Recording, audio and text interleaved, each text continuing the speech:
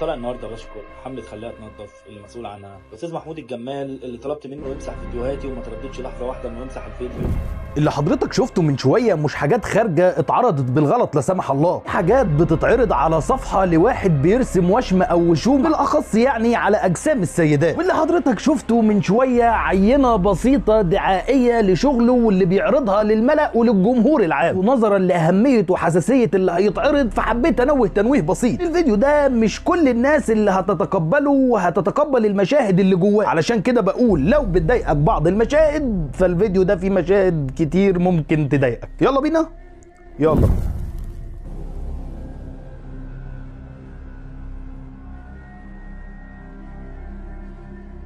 اللي حضرتك شفته من شوية مش حد بيدي لواحدة مريضة حقنة، ولكن ده واحد بيرسم وشم أو تاتو على لا مؤاخذة حاجاتها. وبرضه اللي انت شفته من شوية ده عينة بسيطة جدا جدا جدا من اللي هتشوفه دلوقتي.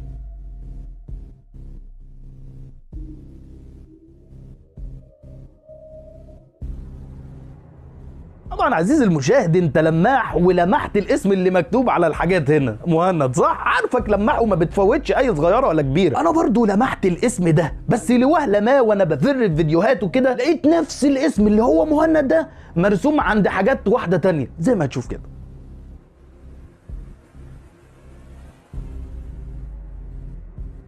لا الصراحة بعيد عن الفيديو ده أنا حابب أعرف مين مهند. الشباب كلهم حابين يعرفوا مين مهند، مش لحاجة لا سمح الله، هم بس عايزين يقدموا له الشكر والعرفان نظرا لما يقدمه لنا وللشباب من مجهود كبير وزخر كبير يشكر عليه. وبعيدا عن الأخ مهند وعلى شاكلة الدعاية اللي بيعرضها لشغله واللي مقسمها لدعاية لأجزاء في أجسام السيدات اللي بيرسم عليهم، يعني مثلا اللي هتشوفه دلوقتي دعاية للرسم على النص اللي لا مؤاخذة فوق.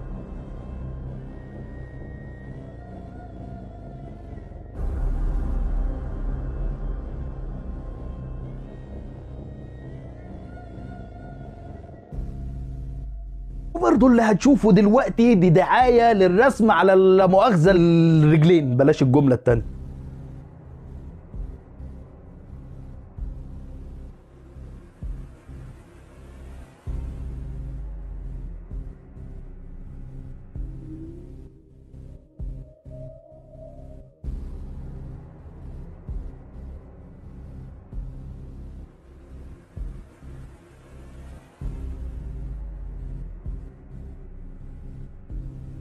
بص هو انا مش عارف اشرح لك الفيديو اللي جاي ولا عارف اوصفه لك، بصراحه احترت اداري ايه واظهر ايه، لان مفيش حاجه ينفع تتظهر ما تتدراش ومفيش حاجه تتدارى ينفع تتظهر. بص خدها ببركتها زي كده.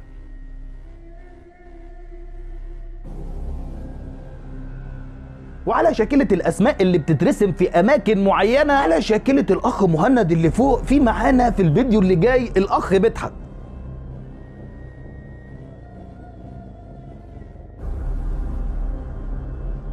زي ما انت قريت كده مكتوب مدحت، بس المرة دي الحمد لله عرفنا مين مدحت.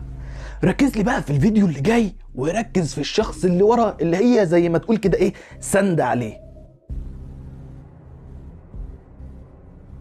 كل ما احاول اقنع نفسي ان اللي ورا ده مش مدحت فيجي خيالي يقول لي طب اللي ورا مش مدحت سند عليه كده ليه يعني ولو مدحت ازاي سايب. عموما في حاجات كتيره دارت في دماغي كده. هنا برضو الشباب هنا حابين يوجهوا رساله شكر كبيره لمدحت على مجهوداته العظيمه في معاونه ومساعده الشباب. كتر الف خيرك والله، سقفوا له يا جماعه. خدمات جليله والله، مش عارفين من غيركم كنا هنتفرج على الحاجات دي فين. اكيد بقى كنا هنروح نتجوز وندفع فلوس كتير مليون ولا حاجه علشان نشوف الحاجات دي. نكمل بقى اجزاء الدعايه للرسم على اجسام السيدات. نسينا ايه يا صبري، نسينا ايه؟ الظهر. هو في اهم من الظهر؟ هو اللي شايل البني ادم؟ الرسم على الظهر.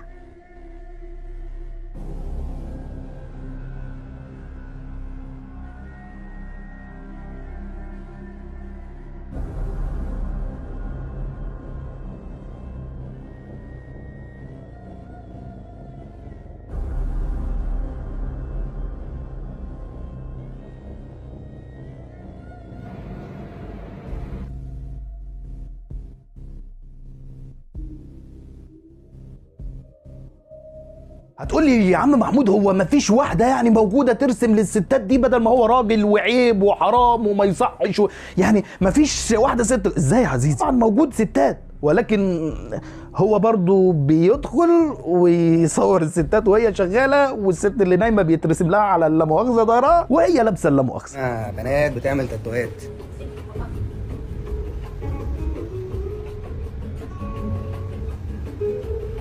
ان كل البنات اللي عايز تعمل تاتو مع بنات زيها طبعا. تمام، انا حبيت بس اصور لكم بس.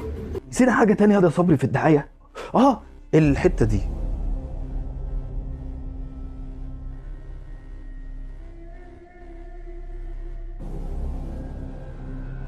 يا صبري ما بيرسمش الرجاله يا راجل، ودي تيجي بيرسم رجاله طبعا. انت بتهزر اهو.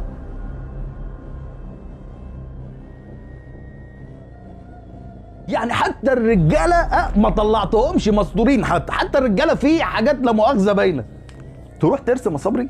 نشوف لك فيديو زي ده وانت بترسم لك كده وفي حاجات عندك باينه.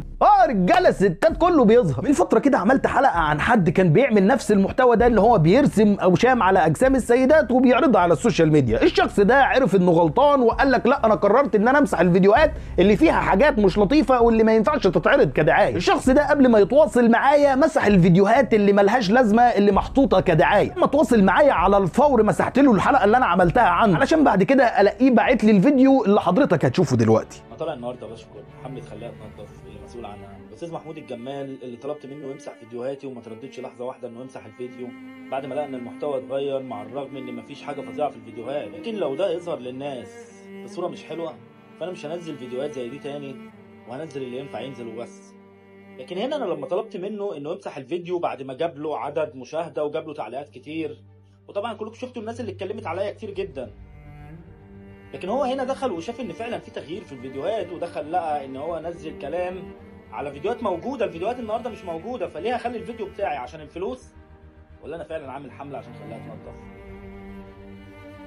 هنا يا جماعه الناس دي بجد عايزين يوصلوا رساله لينا، فانا بجد بشكره. في الاخر يا عزيزي الحاجات اللي حضرتك شفتها في خلال الحلقه دي كلها محتوى بيعرض على السوشيال ميديا كجمهور عام بدون رقيب او حسيب، واحنا هنا لسنا باوصيه او قضاه او مشايخ نحلل ونحرم. الحاجات دي ليها اهلها وهم اقدر بيها، ولا حتى احنا رجاله الستات دي اللي سمحت لهم انهم مش بس يبينوا الحاجات دي قدام راجل ويترسم لهم عليها، لا وكمان تتعرض حتى وان كانوا مش ظاهرين وشهم، تتعرض للعلن بالشكل اللي احنا شفناه ده، ويشوفها الصغير والمراهق قبل الكبير. ولكن ده محتوى اتعرض للعلن واحنا بنقول راينا. لو صاحب المحتوى ما كانش حابب الناس تقول رايها في اللي بيقدمه للناس على السوشيال ميديا، ساعتها هقول له جمله واحده بس: امسح الفيديوهات اللي بتتنشر بالشكل المقزز ده واحنا ما نتكلمش. هل تقدر تاخد نفس المحتوى ده وتروح للتلفزيون وتقول لهم عايز اعمل اعلان بالمحتوى ده؟